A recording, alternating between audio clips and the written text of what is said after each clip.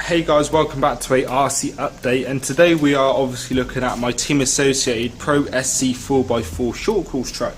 And today I'm just going to give you a quick little update on what's been going on with the truck and my early thoughts and opinions on what it's like to actually drive and own. So starting off with radio gear, the stock radio unit is this. It's the XP2G system. I think they might actually be changing this very soon, but runs really well, good range. You've got a decent amount of adjustments, which is all you really want for an RTR. Unfortunately, it still runs on 6AA's. As you can see, I nicked a couple of them from one of my other remotes, but runs on 6AA's. Would be better if it ran on 4, but not a deal breaker by any means. Now onto the body. As you can see in front of you, the body shell is completely mucky. The chassis itself is also equally mucky, which just goes to show that I've actually really been enjoying this truck, and I really have. It's a great, well, not the camera, it's a great truck to drive. Handles really well actually for an RTR setup, decent amount of power as well. So just go ahead and take the body off. There's no cracks or anything in the body shell. I was worried about the durability of the body. It still, to me, still feels a little bit flimsy. I actually haven't really crashed it a whole lot. I've got one little dent at the front here, but other than that, there's no cracks or anything on this body shell. And as you can see from the inside, it's very mucky and been well abused. So just plop that off to the side, and obviously here is the actual truck. And the first thing you see as a change is the steering servo. The steering servo I've got in here now is the Savox 1256 TG, and the reason that's in there is because I took this truck to my local track to actually run on it, and half a lap in, nosedive a bit, servo just gave up, the gears went, and it wasn't a big surprise to me. I was going to change the servo anyway on the truck, but it's just a bit disappointing it actually went that quick. I mean, you can blame the servo itself, and you can partially blame on the circumstances, but I had a servo saver on it as well, and it was all stock and the servo still broke. So just a word of warning for people who actually get this truck, the servo may go out on you.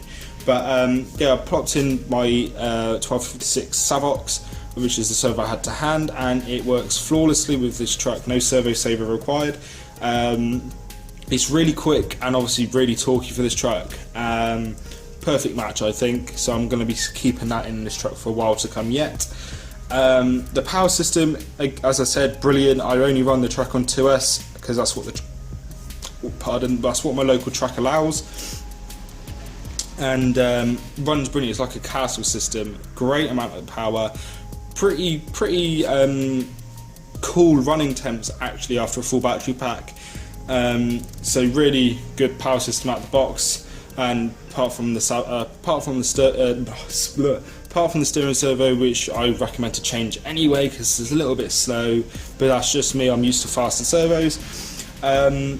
The suspension layout out of the box, or suspension setup I should say, is actually really good. I'm no pro racer, and at the track, box stock, it did wallow a little bit, and to change that I actually moved the shock positioning out one hole on all 4 corners, and it lowered the truck a little bit, but stiffened it a whole bunch, without adding any preload or changing the shock oil or changing the springs or anything like that, and it handled 100 times better. With sway bars, I think this truck would handle even better, because it still does sway a little bit left to right when cornering. So sway bars, I think if you can get your hands on them, go for it, and you won't regret it at all. The design of the truck is actually, I really like it. The low centre of gravity is really good. The truck really doesn't like to flip over all that much. When it does, that's more due to the tyres themselves rolling under the truck, because these tyres actually do have a little bit of a soft sidewall, which I actually don't mind. I kind of got used to driving it like that. but that's just one thing that can happen.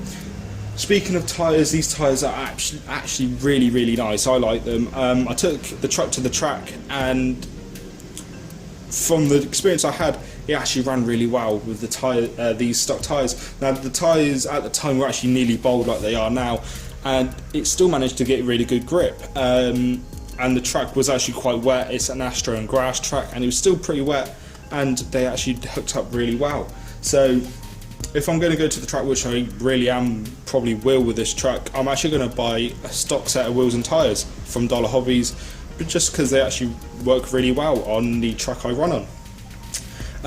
The wheels, as Vasco said from Aussie RC Playground, they actually have really big vent holes in them, and I saw that as soon as I took the wheels off, because I went around and did a quick little check of all the screws and stuff before I took it out, and I taped up the vent holes in each wheel and just pierced a little hole, so there's still some venting for the tyres and foams inside, but not the holes so big that stuff can get in there and upset the wheel balance.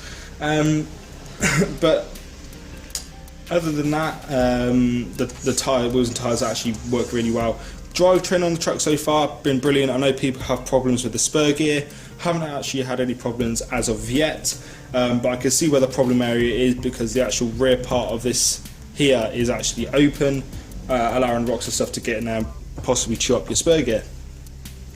But for the most part, the drivetrain is actually well covered, so it's the same thing with a slash 4x4. There's always opportunity for stuff to get in there, at least from my experience anyway. Front and rear bumpers, brilliant. I actually haven't had any breakages yet. That's another point. I actually haven't had any parts breakage yet, apart from the stock servo, which is really impressive actually, because we've had in England minus temperatures, and I was still at the track, and the car took loads of dust, tumbles and rolls, and didn't break. So thumbs up for that. Body posts actually seem like they've been improved from the original Pro Light, because I actually haven't broke these yet, which again, another plus. And I don't really know what else to tell you really. If I flip it on there, as you can see, the chassis had its fair share of wear, and as you can hear, rocks and stuff falling out of it, because as I did say, I ran out of the track and I haven't cleaned it since.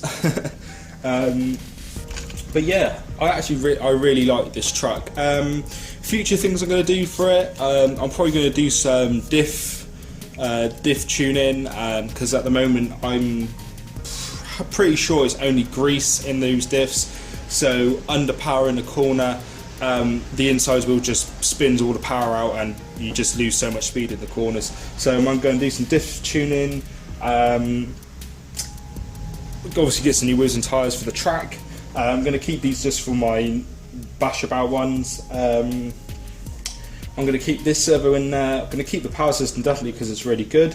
Probably not going to do anything to the suspension setup, because I actually like it, but I might get sway bars, because I think that'll help out tremendously. But yeah, that's pretty much it.